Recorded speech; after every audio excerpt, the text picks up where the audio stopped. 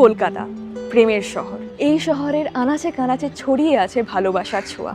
আমরা জীবনে কোনো না কোনো মোড়ে সেটা অনুভব করেছি। আর কলকাতা মানেই ট্রাম। ট্রাম শুধুমাত্র আমাদের শহরের ঐতিহ্য নয়, এটা আমাদের নস্টালজিয়া। ধীরে চলতে থাকা ট্রামের জানলা দিয়ে তাকিয়ে থাকা বিকেল, অচেনা কারোর সাথে চুপচাপ ভাগ করে নেওয়া কিছু মুহূর্ত, যেন ট্রাম আর প্রেম একে অপরের সাথে ওতপ্রোতভাবে জড়িত। যদি আবার সেই নস্টালজিয়াতে ফিরে যেতে চান, শুনুন ইতি তিলোত্তমা সিরিজের প্রথম গল্প, সিট নাম্বার 2।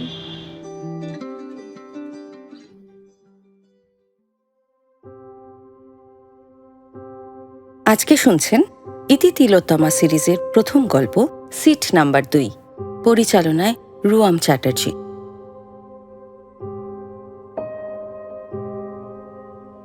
কলকাতার হাওয়াতে আজ একটা মিষ্টি গন্ধ। এই গন্ধটা জানান দিচ্ছে যে হেমন্ত প্রায় শেষ, এবার শীত আসছে। লাইন 24-এর ট্রাম চলছে ধীরে কলেজ স্ট্রিট দিয়ে। ট্রামের মেটাল বডির উপর রোদ্দুর পড়ে যেন একটা ছবি তৈরি করছে, আর ট্রামের ভিতরে তৈরি হচ্ছে আর একটা গল্প। Seat number 2, left side window. সেখানে বসেছে মীরা সেন, হাতে ক্যানভাস ব্যাগ, চোখে সানগ্লাস আর ঠোঁটের কোণে চিলতে হাসি।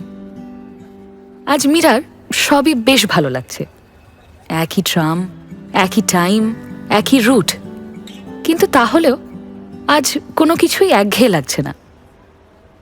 জানলা দিয়ে বাইরেটা দেখতে দেখতে মীরার মনে হলো শহরটা একটা ক্যানভাস, আর বাকি সব কিছু এই ক্যানভাসের ক্যারেক্টার মাত্র, যে ক্যারেক্টারগুলো ব্যাকগ্রাউন্ড অনুযায়ী বদলাতে থাকে।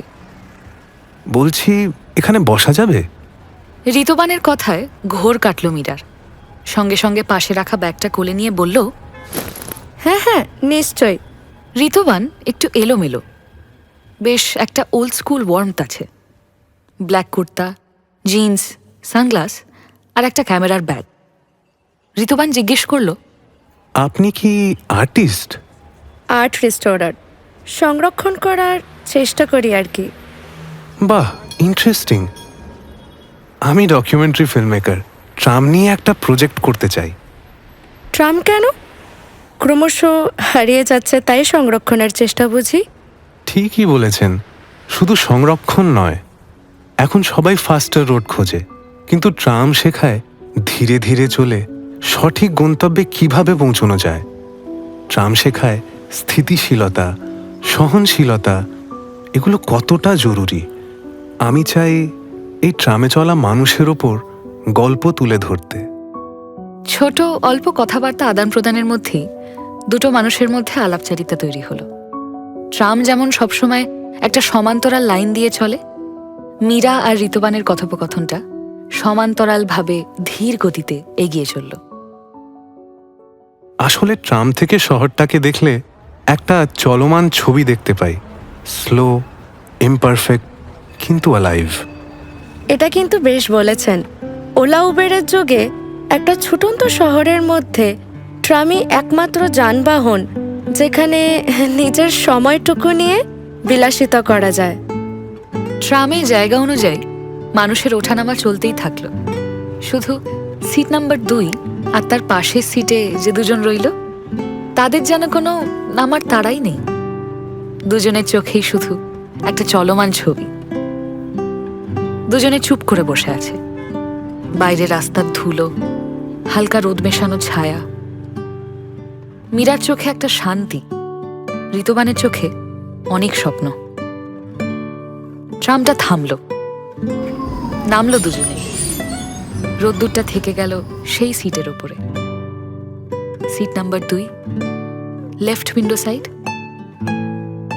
কলকাতার ট্রাম হয়তো হারিয়ে যাবে, কিন্তু এই দুজন হয়তো ট্রাম লাইনের মতোই সমান্তরালভাবে চলতে থাকবে।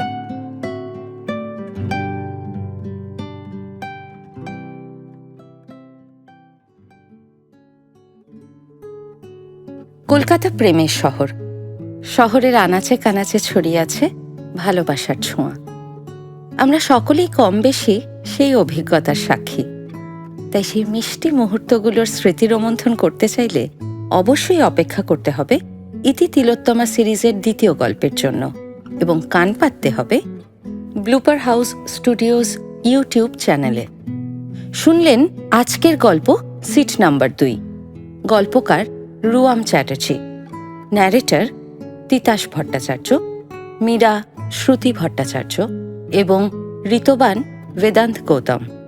সাউন্ড রেকর্ডিংয়ে সৌরিত ভট্টাচার্য এবং উজান সেনগুপ্ত, সাউন্ড ডিজাইনে শুভাশিস বিশ্বাস, মিক্সিং এবং মাস্টারিংয়ে Arjun Chatterjee. Produced by blooper house studios. কেমন লাগলো সেটা কমেন্ট সেকশনে জানাতে ভুলবেন না। খুবই শীঘ্রই নিয়ে আসছি ইতি তিলোত্তমা সিরিজের পরের গল্প।